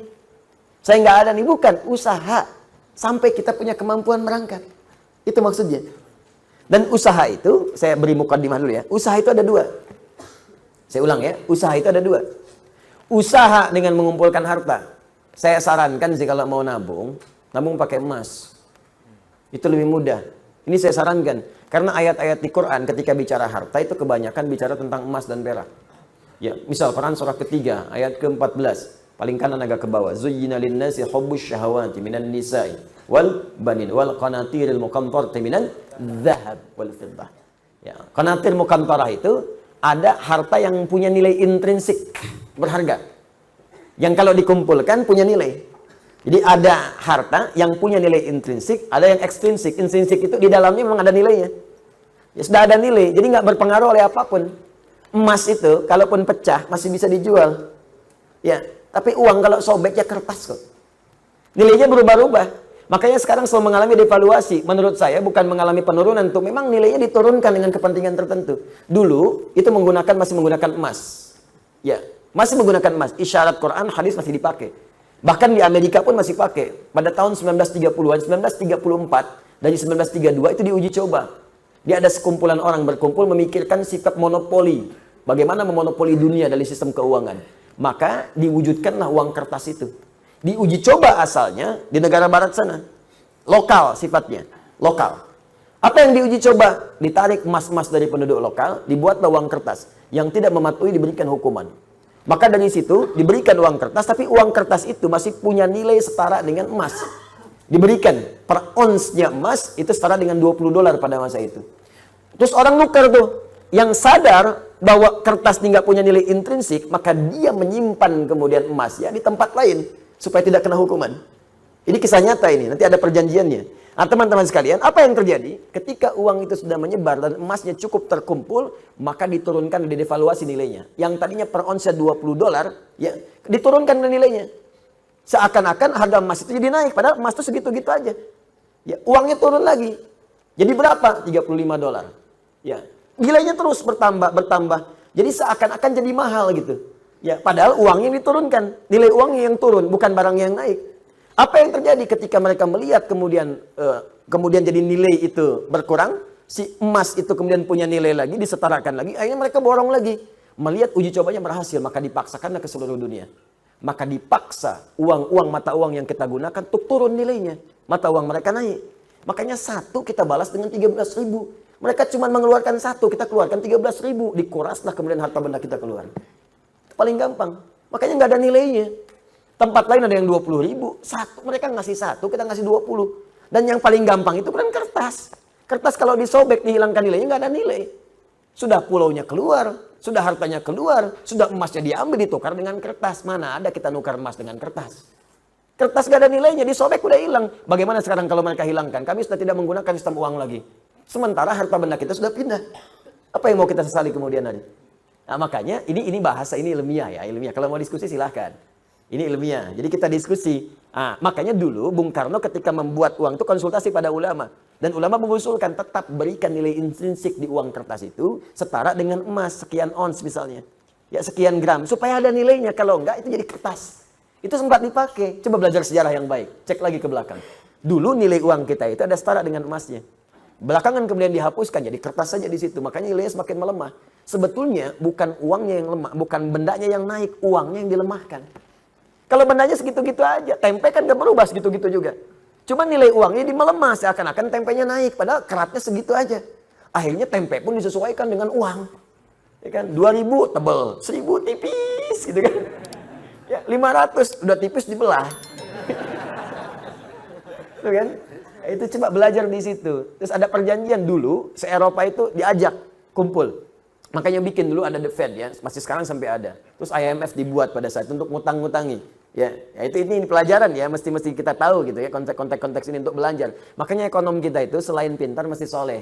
Supaya dengan kesolehannya bisa memberikan manfaat untuk bangsa. Itu poinnya. Dan kita mesti belajar. Nah termasuk ini bisa dibawa bekal untuk haji. Kalau mau haji, mau umroh, nabung pakai emas. Nggak akan berubah. Nabung pakai emas. Silahkan ada logam mulia, ada dinar, kumpulkan. Demi Allah saya katakan ya, nilai itu, karena emas itu punya nilai intrinsik, maka dia akan terus naik. Akan setara. Harga kambing di masa Nabi, sampai sekarang pun sama nilainya segitu. Dia walaupun orang kelihatan naik sekian juta. Dulu cuma 1, sekarang juta. Dinar cuma 1 dinar, selesai. Dari dulu 1 dinar, sekarang 1 dinar. Ya. Dari dulu emasnya sekian, ya sekian. Anda kalau nabung pakai emas, mungkin nggak akan 20 tahun, 40 tahun. 10 tahun Anda pakai haji ONH plus tuh. Kenapa? Karena yang Anda kumpulkan tuh nilainya itu terus naik. Sementara kalau Anda nabung segitu-gitu juga, juta ya sejuta. 25 juta ya 25 juta. Cuman persoalannya ketika berangkat, didevaluasi nilainya seakan jadi mahal. Naik. Di kerja keras Anda itu terkumpulnya cuma segitu. Coba bayangkan kalau 10 tahun Anda dapat penghasilan, belikan emas. Mungkin akan turun jaraknya. Orang yang nabung 20 tahun nanti lama-lama, mungkin Anda cuma 10 tahun pakai ONH plus. Dapat Anda di situ. Kalau nggak percaya silakan coba buktikan pelan-pelan di situ. Dan tidak melanggar hukum. Karena uang transaksi yang kita gunakan tetap rupiah. Kita nabung pakai emas, jual pakai rupiah, setelah itu berangkat. Ya kan? Apa yang dilanggar di sini? Nggak ada yang dilanggar. Dan kita memberikan pelajaran bahwa ada nilai di balik itu ketika mengikuti tuntunan-tuntunan Rasulullah SAW dan menghidupkan nilai kebangsaan kita di situ. Jelas sampai sini? Baik, itu bagian pertama. Yang belum jelas adalah kembali ke sini tadi. Nah, sekarang bagaimana keadaannya? Yang kedua, ada kesalahan yang fatal juga yang kedua. Apa kesalahannya? Dana talangan. Jelas kok kaidah Qur'annya. Kalau mampu berangkat, belum mampu nunggu, nabung dulu. Gitu, ini ditalangin. Sehingga ketika ditalangin, terlihat semua mampu. Padahal belum tentu ada kemampuan. Ketika ditalangi, antrian muncul. Karena semua orang pengen daftar. Karena merasa ditalangi. Akhirnya apa yang terjadi? Yang tadinya setahun, cuma 2 tahun. Orang dulu cuma bulan-bulan, Pak, nunggu. Setahun nanti bilang. Bahkan ada yang, insya Allah bulan depan haji, berangkat bulan depan. Sekarang nggak bisa 10 tahun lagi. Masya Allah. Ya, barengan sama cucu berangkat. Ada yang baru lahir udah daftar haji. Baru lahir. Ada yang di kandungan dari daftarin haji. Kandungan. Anda bisa bayangkan. Kenapa? Karena tadi ditalangin. Saya sih sering menyarankan. Dan para ulama-ulama lain juga mengatakan. Berhenti dulu deh dana talangan itu. Berhenti dulu. Ya, supaya bisa menyelesaikan kuota yang sekarang dulu. Kalau itu diselesaikan, yang lain ngantrinya gampang, Pak. Ya, sambil antum nabung dari sekarang. Coba antum daftar sekarang. Belum dilunasin. Utang masih ada. Nah, statusnya kan utang tuh. Nyicil sampai 24 tahun. Antum kalau beli emas 24 tahun, 10 tahun berangkat tuh anak plus. Dapetin tadi. Nah, jadi ini persoalan yang harus diselesaikan. Pelan-pelan dan itu jadi usulan. Boleh diusulkan nanti usulkan kepada Kemenag misalnya. Kemenag menyampaikan dibahas di atas, jadi keputusan, jadi kebijakan. Boleh, kan kita bisa mengusulkan. Ya, yang tidak boleh itu ribut-ribut, yang tidak boleh makar itu nggak boleh. Yang tidak boleh misalnya bertentangan itu nggak boleh. Yang kita usulkan boleh nggak usulan karena pertimbangan begini itu sah hukumnya. Nah sekarang terjadi seperti ini, bagaimana caranya? Ya sudah ada keberangkatan di depan mata, apa yang ada. Sekarang lihat dulu apa yang paling halal Anda punya yang Allah titipkan kepada Anda. Itu dulu manfaatkan. Manfaatkan itu dulu. Ya, lihat aspek kebutuhannya. Oh Masya Allah pakaiannya terlampau banyak. Terlampau banyak pakaian saya. Insya Allah bismillah. Yang ini saya sedekahkan. Oh ini bisa dijual untuk nutupin dulu. Ya, sebelum berhutang, sebelum minta sumbangan, lebih baik Anda meminta kepada Allah dibandingkan minta kepada manusia. Bagaimana cara minta kepada Allah? Gunakan amal saleh. Datang Anda, khidmat ke masjid, khidmat ke orang saleh, khidmat misalnya ke orang yang iri tanya. Kalau antum rajin sekali, iya ini ikhtiar saya untuk bisa berhaji. Ikhtiar saya berhaji. Ini rumus ada di Quran surah kelima ayat 35. Paling kanan sebelah bawah. Ya ayyuhalladzina amanu taqullaha wabtaghu ilaihil wasilah. Hai orang-orang beriman, tingkatkan takwamu kepada Allah. Dengan takwa itu cari wasilah untuk mewujudkan harapan dan doa-doamu. Jadi Allah meminta tingkatkan lewat takwa. Meminta sumbangan tidak dilarang. Cuman itu barangkali kurang mendekati nilai takwa. Kalau bisa, berikhtiar dengan takwa. Bekerja dulu, khidmat ke masjid, datangi seperti yang tadi saya sampaikan. Ketika ditanya, akhi, rajin sekali antum di sini. Bukan rajin, saya sedang berikhtiar. Mudah-mudahan Allah ridho dan memanggil saya ke tanah suci. Memang belum dipanggil. Sudah dari 2012, tinggal sekian lagi. Mungkin Allah lembutkan hati orang itu. Kalau dia nggak sendiri ngasih dengan izin Allah, dia berikan relasi kepada yang lain. Rumus ini pernah saya sampaikan kepada teman-teman yang ngaji dengan saya. Dan pernah saya ceritakan. Jadi saya ajarkan, antum belum ada nabung, sudah nabung Ustaz. Baik, dah ini ayatnya, baca oleh antum. Saya kasih ayat-ayat haji. Dari Al-Baqarah 196 sampai dengan 204 ya 203 maaf. 196 sampai 203. Dia bacain terus. Satu kali pulang pengajian, dia pulang ke musholanya. Ini kisah nyata. Dia yang dibaca tuh ngimamin di situ, ngimamin baca ayat itu aja. Ayat itu. Nah, satu kali teman-teman sekalian, hilang dia pengajian tuh. Musim haji hilang. Di situ balik lagi. Datang pengajian, saya tanya antum kemana aja kemarin? Afwan Ustaz, anak izin haji dulu katanya. Haji? Gimana kisahnya tuh? Jadi ternyata waktu kita latihan manasik Ustaz, kita kan suka bikin manasik setiap tahun, terbuka. Bagi yang haji, bagi yang belum haji, supaya jadi pelajaran. Ya, kita adakan di Bekasi dengan miniatur-miniatur, Ka'bah, miniatur macam-macam. Jadi dia ternyata begitu orang banyak mendengarkan, menyimak, ada yang moto, ada yang video, dia menangis terpaku di depan miniatur Ka'bah. Apa yang dia katakan? Ya Allah, saya merasa bahwa saya memang belum mampu. Tapi saya ini merasa seakan di dekat Ka'bah, ya Allah. Berikan kesempatan untuk berangkat sebelum saya wafat. Nangis dia minta. Sedangkan orang yang berdoa saat taklim yang benar itu kan diaminkan malaikat. Apa yang terjadi setelah itu? Dia balik, dia ikhtiar. Setiap dia ke musola dia bacakan ayat haji, bacakan. Sampai tiba-tiba datang orang mendengar penasaran. Pak, Bapak imam di sini ya? Iya. Di musola ini? Iya. Kenapa Bapak sering bacakan ayat tadi? Iya, saya sedang ikhtiar. Memohon kepada Allah, mudah-mudahan bisa haji. Bapak belum haji? Ya sudah Pak, berangkat tahun ini ya. Oyanaplis. Ternyata dia juga seorang yang punya kewenangan untuk memberikan bantuan-bantuan ataupun kuota-kuota untuk itu Oyanaplis. Ya, dikasih Oyanaplis berangkat ya. Masya Allah. Jadi Allah tuh mudah melembutkan hati orang-orang beriman untuk memberikan cara dari sisi yang tidak diduga. Jadi ini masih ada waktu ikhtiar dengan cara yang tadi. Kalau tidak memungkinkan Anda bisa meminjam misalnya lebih baik. Dengan punya kemampuan untuk bisa mengembalikan. Ya berusaha berikhtiar. Minta kepada kawan misalnya bantuan. Mungkin saya bisa cicil, mungkin demikian. Dengan sisa yang bisa Anda dapatkan. Kalau semua tidak mungkin dilakukan boleh jadi Allah menyimpan hikmah di situ.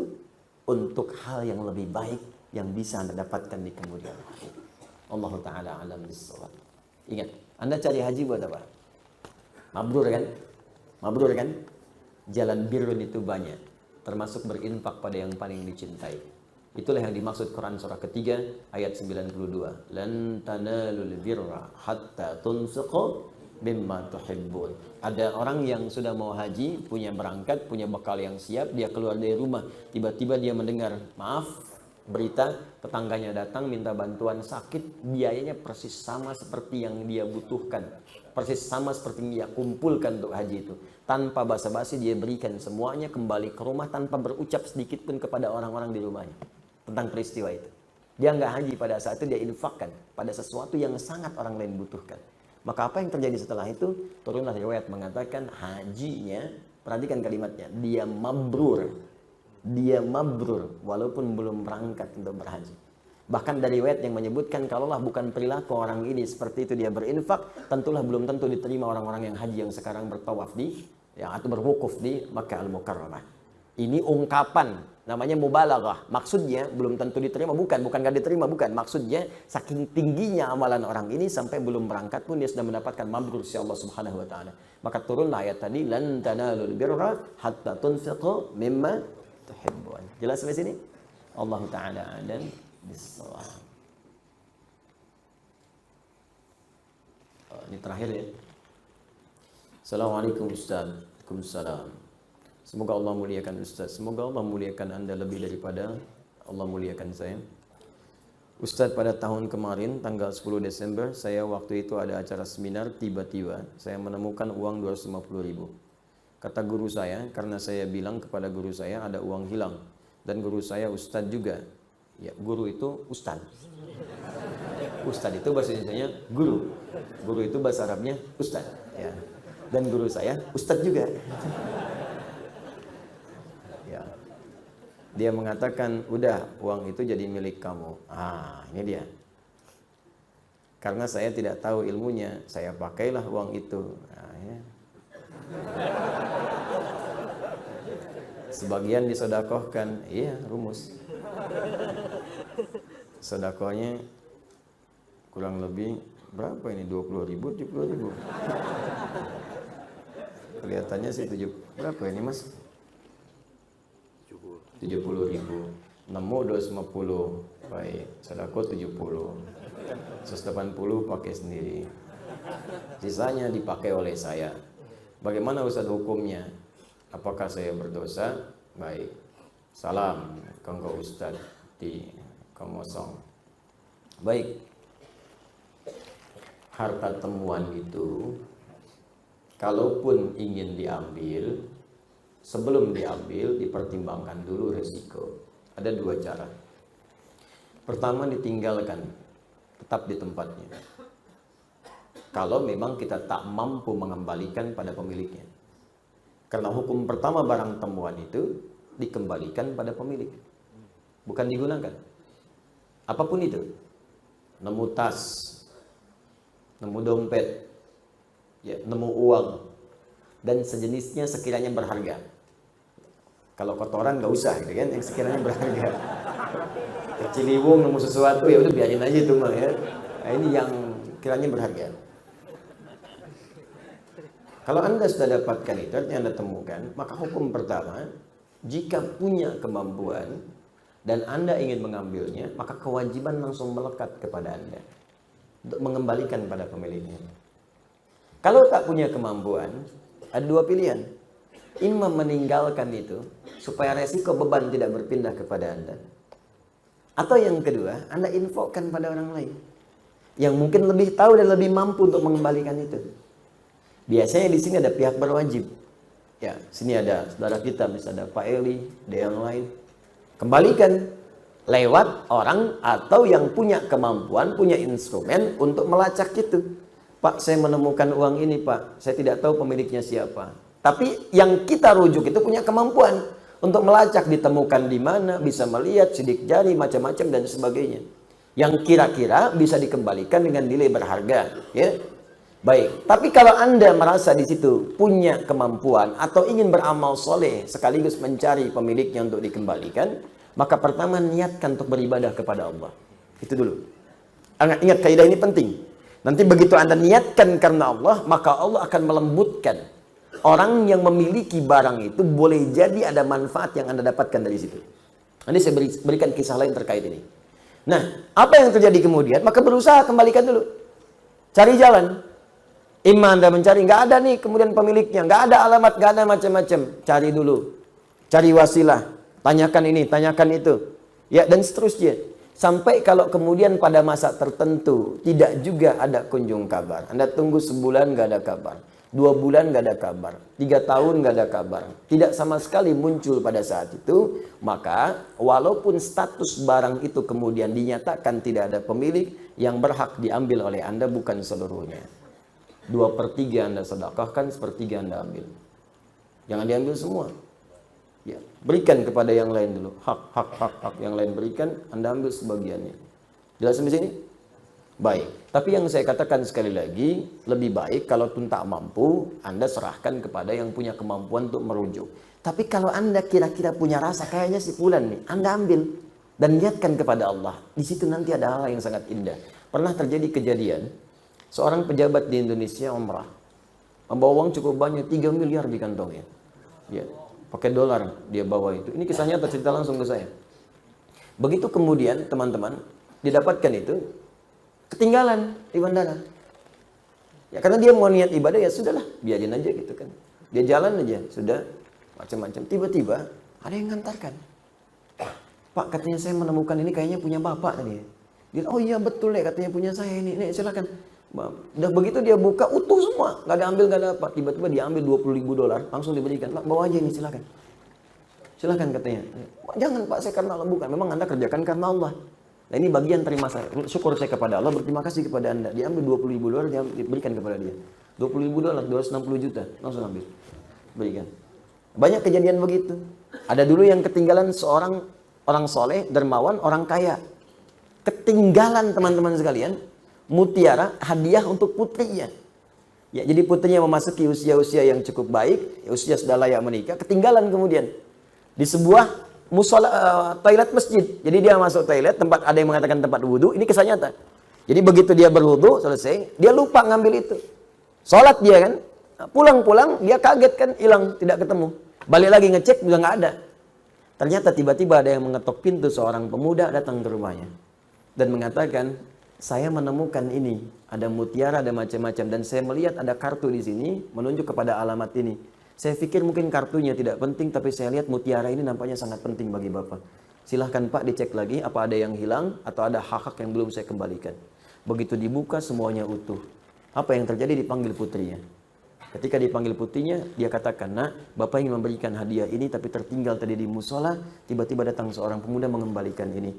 Pemuda ini boleh jadi bukan mutiaranya yang penting, tapi pemuda ini yang dikirimkan oleh Allah menjadi bagian hadiah untukmu.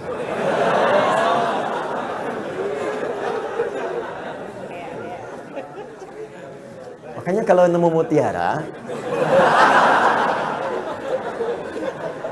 jangan dijual ke pasar loak. Cari pemiliknya dulu, cari pemiliknya. Ya, dia siapa tahu dia masih punya cucu, masih SD. Memang untuk dia, mungkin jodohnya anak antum di kemudian hari. Bangun jadi kekerabatan, jadi teman kan. Mungkin pemilik perusahaan, mungkin macam-macam. Jadi bagian yang mungkin Allah datangkan rezeki di situ. Jelas ya? Terus kasus yang tadi bagaimana Ustadz? Anda ambil 70.000. Ya.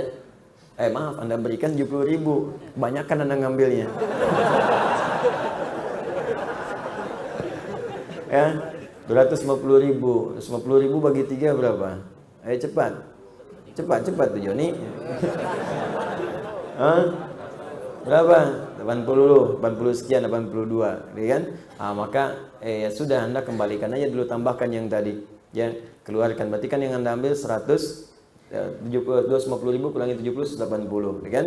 Maka 100 ribunya keluarkanlah, ya, keluarkan. Dikeluarkan kemana Ustaz? Sedekahkan kepada yang memerlukan.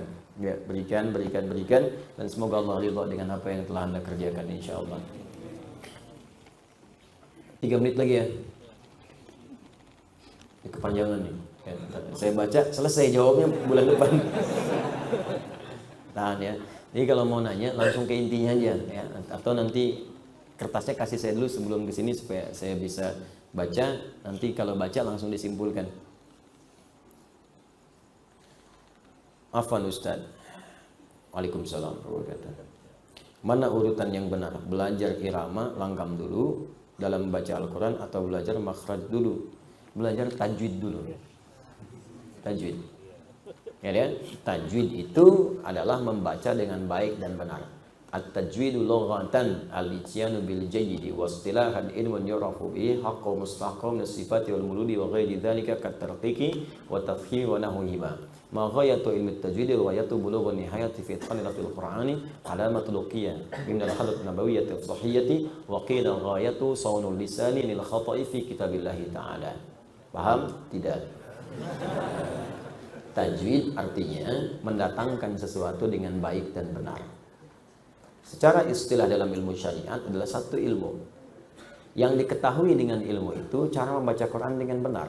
Makhrajnya, sifatnya, panjangnya, pendeknya, tebalnya, tipisnya, seperti diajarkan oleh Rasulullah SAW. Makanya kalau orang belajar tajwid, bacaannya baik dan benar. Kalau sudah baik dan benar, maka tidak ada yang diperbaiki. Nah, ini ada orang belajar tajwid dengan cara yang tidak baik dan tidak benar, makanya muncul kemudian ilmu tahsin, ilmu untuk memperbaiki. Apalagi yang nggak belajar. Nah, Anda bagaimana bisa belajar irama kalau nggak tahu cara bacanya? Itu yang tidak tepat.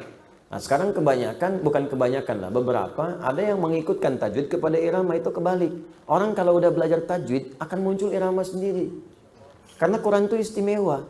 Silahkan cek, masing-masing akan muncul. Anda kan bisa bedakan irama langgamnya Syekh Sudes dengan Syekh Suraim. Ya, walaupun yang satu tinggi, satu rendah, mirip-mirip, Anda bisa tahu, ini Syekh Sudes, ini Syekh Suraim. Ini Syekh Mishair Rasid. Ya, ini Al-Affasi. Syekh Mishair Al-Affasi. Nah, ini si fulan, ini si fulan. Ya, ini Matrud. Ini Al-Ghamdi. Dari mana taunya? Muncul sendiri. Jadi ketika tajwid itu benar, kemudian dipelajari, makhrajnya, sifatnya. Makhraj tempat keluarnya huruf. Sifatnya itu karakteristik huruf. Kadang-kadang keluar di tempat yang sama, cuman sifatnya beda. Ini makhraj nih, tempat keluar, masjid. Cuman kan keluarnya beda-beda. Ada yang tangannya begini, ada yang tangannya begini, ada yang tangannya begini, ada yang begini. Tempat keluarnya sama, cuman gayanya beda. Ya, ada yang keluarnya di bibir misalnya mim waw, mim waw, mim waw, mim waw. Bah. Ya kan? Tempatnya sama, mim waw, mim waw, mim waw. Cuman sifatnya beda. Mim waw. Mim waw, gitu ya. Da dengan ta, tempatnya sama. Da ta. Makanya bunyinya beda. Da ta. Da ta.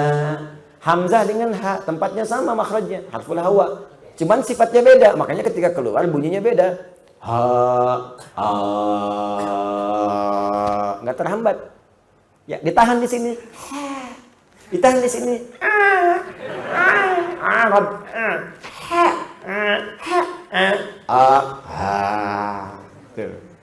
Makhraj bisa sama. Nanti keluar beda, sifat huruf namanya. Ya, habis makan pete jengkol. Gitu kan? Baik, nah itu sifat makhraj. Kalau Anda sabar belajarnya, maka bacaan akan benar. Makanya kalau ketemu guru-guru yang mengajarkan makhraj, sifat, ibtida, waqaf, dan seterusnya, nah, itu kalau bertemu guru yang ketat, berbahagialah. Itu artinya Allah sayang dengan kita. Karena diajarkan benar, sabar aja. Ya, kemarin saya ajarkan di Al-Azhar di Bekasi. Jadi Quran itu sangat indah. Kalau Anda sabar 20 ayat atau sampai ayat 71 ya, di situ Anda sabar aja. Itu kesananya akan mudah. Tinggal gharib muskilah. Ya, tinggal yang nggak biasa dibaca. Karena gini, 29 huruf hijaiyah kurang lebih. Ketika keluar di makhraj itu dibagi 3 bagian. Ada yang sulit. Wa. Ada yang gampang. Ada yang tengah-tengah.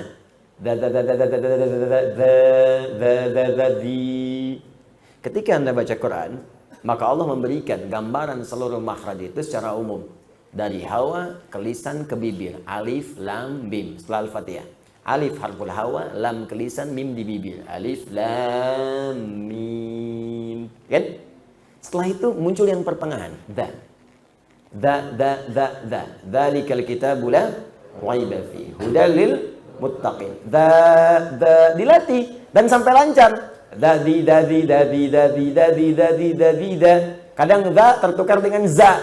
Ingat, za. Za di sini, lidahnya di ujung di sini, tapi masih ada udara keluar. Untuk melatihnya, keluarkan sedikit dulu. Setelah bagus, tutup giginya. Ya, za.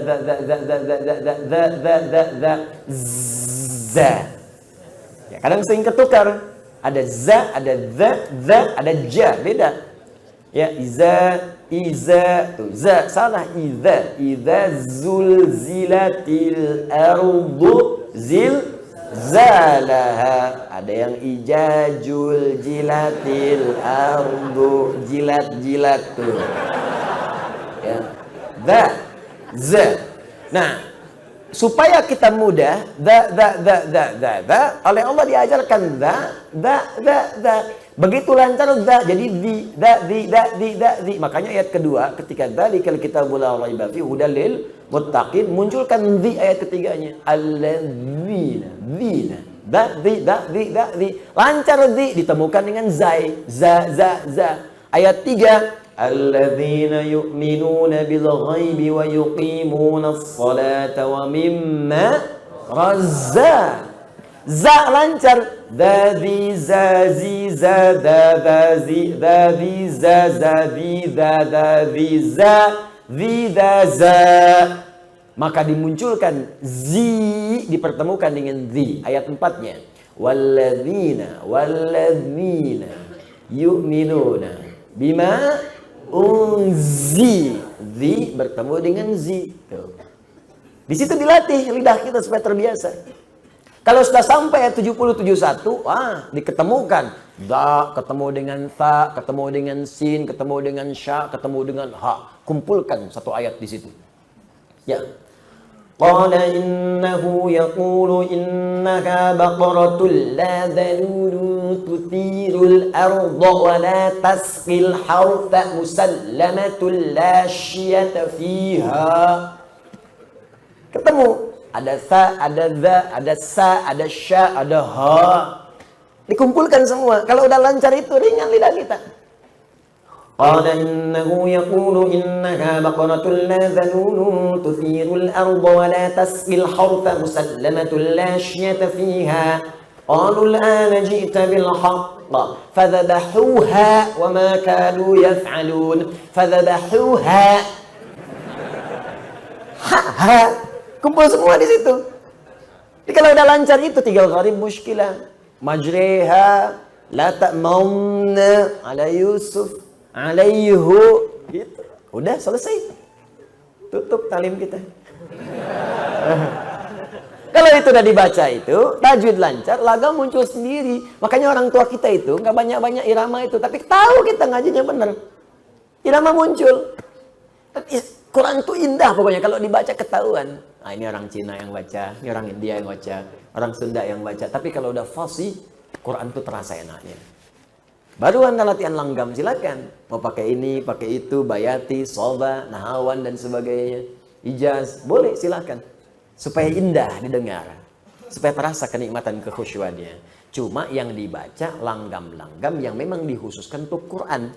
Bukan irama yang sudah dikenal pada aspek tertentu, terutama aspek-aspek musik-musik misalnya tertentu. Maka jangan dipakai baca Quran, karena irama itu sudah dihususkan pada yang lain. Zaman Nabi pun begitu, orang Arab udah punya irama. Dalam syair, irama itu terkumpul di 16 rumus namanya bahar. Ada tawil, ada rojas, ada madid, dan lain sebagainya. Tawilun lahu dunal buhuri fadailu, fa'ulun mafa'ilun, fa'ulun mafa'ilu. Kifa nabki min dzikra habibin wa manzili bisaqtil liwa baina dakhuli fa hawmali. Mustaf'ilun mustaf'ilun mustaf'ilun mustaf'ilun mustaf'ilun mustaf'ilun rajas. Sautus safiril bulbuli hayyaja qalbi thamili al-ma'u waz-zahru ma'a ma zahri lafzul muqali fa anta ya sayyid li wa sayyidi wa maulali fakam tayyumuni ghazayilun uqayqali qataftuhu min wajnatin min fi'li hadha ar-rajuli faqala la la la la faqad ghada muharwili wal walad wali wailali faqultu walad wal wili fabayyinu lu'lu ali qalat law hina kadha in ar-radhul muqali katan ka kailali tabtabi tabtabuli. Ulangi. Mufa'alatun fa'ilatun tala'al badru alaina min thaniyatil wada'i wajaba syukru alaina mada'alillahi da'i. Jadi banyak Mustafa Atib tuh sering ngutip-ngutip syairnya Hasan bin Thabit yang jadi Qomarun itu, yang dikutip oleh orang-orang sekarang. Ya, itu asalnya dari syair-syair. Nah, cuma irama itu nggak pernah dipakai baca Quran karena khusus untuk syair. Makanya nggak pernah orang baca Quran pakai rumus madid tala'al badru. Ya, pernah nggak dengar misalnya di masa Nabi sampai sekarang orang baca wadduha pakai irama madid. Wadduha wal-laili idza saja. Dibaca Masjidil Haram, wah muntah semuka bumi. Makanya nggak usah aneh-aneh kalau ini memang irama musik yang khusus jangan dipakai baca Quran. Bisa gempar nantinya karena memang nggak benar. Ya iya karena na'budu wa iya karena nasta'in. Siap nih keluar.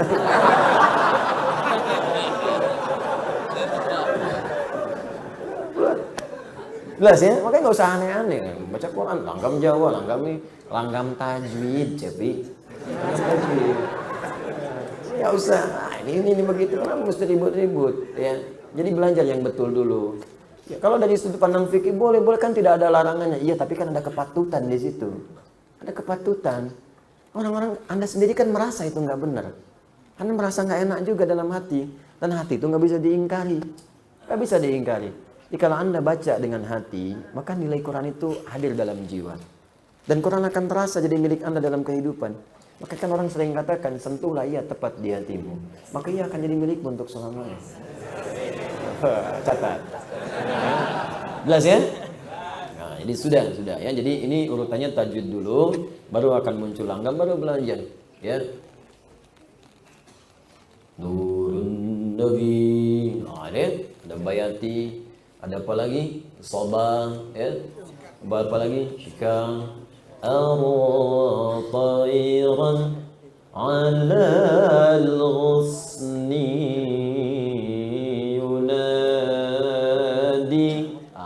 Terus terapkan ke Ar-Rahman atat busyara. Misalnya begitulah ya, kurang lebih gitu. Saya nggak pandai begitu ya. Tapi setidaknya belajar sedikit-sedikit supaya tahu gitu, tahu. Itu biasanya dipakai di Ar-Rahman. Ya, kalau di Qul Huwallah nggak bisa, ya, terlalu pendek. Jelas ya?